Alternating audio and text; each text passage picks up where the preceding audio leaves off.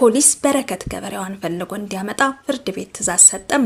ቴዲ አፍሮን እተካዋለው ቲክቶከርና ሙዚቀኛ እስጢፋኖስ ቶማስ እስጢፎ።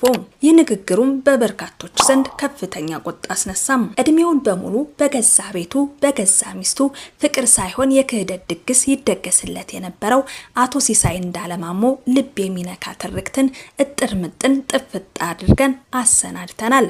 ጉዳዩ አጀባስ ብሎናል፣ እናቀርብላችኋለን። ብዛት ያላቸው የኢቢሲ ሰራተኞች መባረራቸው ተሰማም።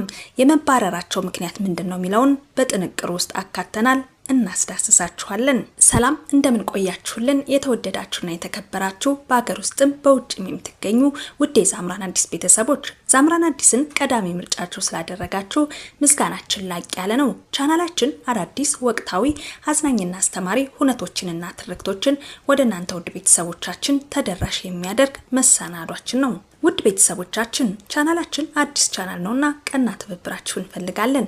ቪዲዮን ላይክ፣ ሼር፣ ሰብስክራይብ በማድረግ ተባበሩን። እንዲሁም ሐሳብ አስተያየታችሁን ኮሜንት ላይ አስቀምጡልን።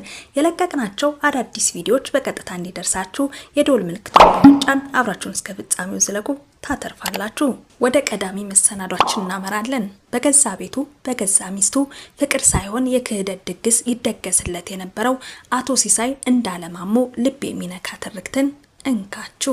ነገሩ እንዲህ ነው። አንድ አባት የገዛ ልጆች ናቸው ብሎ አቅፎ የሳማቸው ሌት ከቀን በረሃ ያቆራረጠ ደሙን አፍስሶ ያሳደጋቸው 3 ልጆች በድንገት የሱ እንዳልሆኑ በሕክምና ቢረጋገጥበት ምን ሊያደርግ ይችላል? የከባድ መኪና አሽከርካሪው አቶ ሲሳይ ያሳለፈው ልብ የሚሰብር ግን ደግሞ የሰው ልጅን የትዕግስት ጥግ የሚያሳይ አስደንጋጭ እውነተኛ ታሪክ ይኸውላችሁ። አቶ ሲሳይ እንዳለ የረጅም ርቀት ከባድ የመኪና አሽከርካሪ ነው። ከዚህ ቀደም ከነበረው የ14 ዓመት ትዳር ልጅ ሳያገኝ በመለየቱ የልጅ ናፍቆት በውስጡ ነበረም። ከዕለታት አንድ ቀን መንገድ ላይ መተሃራ አካባቢ አሁን መነጋገሪያ የሆነችውን የቀድሞ ባለቤቱን ይተዋወቃል። አዲስ ህይወት ለመመስረትና ቤተሰብ ለማፍራት አስቦም ወደ ቤቱ አስገባት። ነገሮች ቆንጆ ነበሩ። ከጥቂት ጊዜያት በኋላ አቶ ሲሳይ ሱዳን በረሃ ውስጥ ከባድ ጦርነት ባለበት አካባቢ መኪናውን እያሽከረከረ ባለበት ሰዓት አንድ አስደሳች ዜና በስልክ ተነገረው።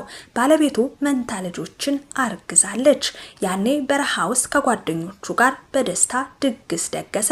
የተወለዱት ልጆችም ለሱ በህይወቱ ላጣው ነገር ሁሉ ካሳ እንደሆኑለት አምኖ እንዳይኑ ብሌን እየሳመና እየተንከባከበ ማሳደግ ጀመረም። ነገር ግን ቀስ በቀስ ቤቱ ውስጥ ሰላም መጥፋት ጀመረም።